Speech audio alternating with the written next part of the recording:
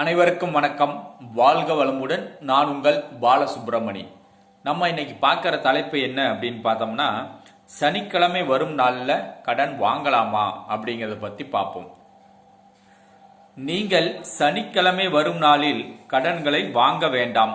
அப்படி வாங்கினீங்க அப்படின்னா அந்த பணத்தை கட்டங்காட்டி போராட்டம் வரும், சிக்கல் வரும், பிரச்சனை வரும், ஏதோ ஒரு இது வந்துடும். அதாவது ஏதோ ஒரு பிரச்சனை வந்துடும், அல்லது கம்மியாக இருக்கிற பிரச்சனை கூட அதிகரிக்கலாம்.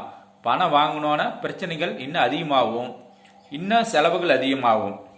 அதாவது நம்ம ஒரு கணக்கு போட்டு பணம் வாங்குவோம், அதுக்கு மேலேயும் இன்னும் கடன் வாங்குற மாதிரி தேவைப்படும். கடனை கட்டலான்னா முடியாது. இந்த மாதிரிலாம் நடக்கும். அதனால் நீங்கள் சனிக்கிழமை வரும் நாளில் கடன் வாங்குவதை தவிர்க்கவும். இதனை பின்பற்றி நீங்கள் கடன் வாங்கணும் அப்படின்னா சனிக்கிழமை நாளில் வாங்காமல் மற்ற நாளில் வாங்கிக்கிங்க. வாழ்க வளமுடன். நன்றி, வணக்கம்.